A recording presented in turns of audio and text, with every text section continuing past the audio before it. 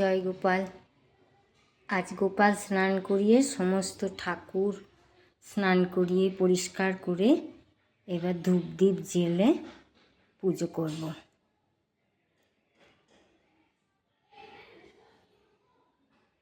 আর গাছে আজ অনেক ফুল ফুটেছিল, অনেক স্থলপদ্ম, জবা, শিউলি সব গুছিয়ে নিয়েছি। এবার ঠাকুরকে ফুল জল দেবো।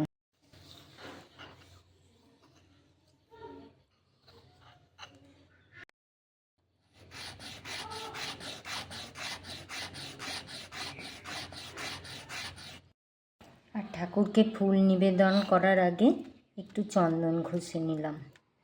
সাদা ফুলে শ্বেত চন্দন আর লাল ফুলের জন্য লাল চন্দন। সবটাই জানি না, তবু যতটুকু জানি চেষ্টা করি। আর এই যে তোমরা গান শুনতে পাচ্ছ, আমাদের পাড়ায় রাসকালী হয়, তারই পুজো উপলক্ষে এই বাজনা বাজছে। আর এবার আমি ঠাকুরকে ভোগ নিবেদন করে নিলাম।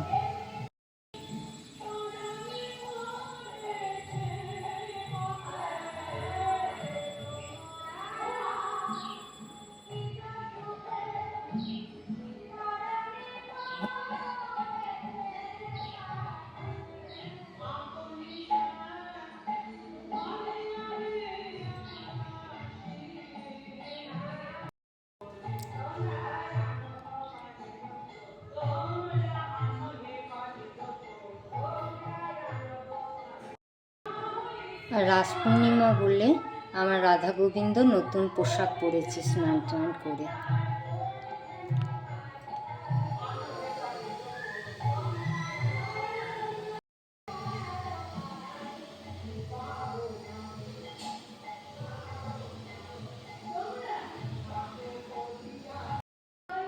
এবার আমি নিচে গিয়ে নিজের জন্য জলখাবার তৈরি করব। কি বানাবো ভাবতে ভাবতে ভাবলাম একটু চিড়ের পোলাও বানাই, তাই সামান্য একটু কাজু আর কিশমিশ ভেজে নিলাম।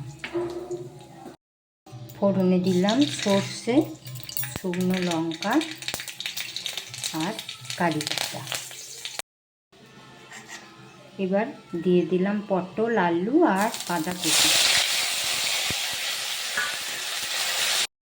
দিলাম পরিমাণ মতন নুন।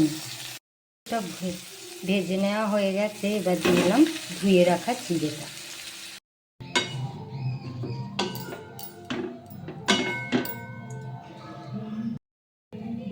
এবার নামাবার মুখে দিয়ে দিলাম ভেজে রাখা কাজু কিশমিশটা।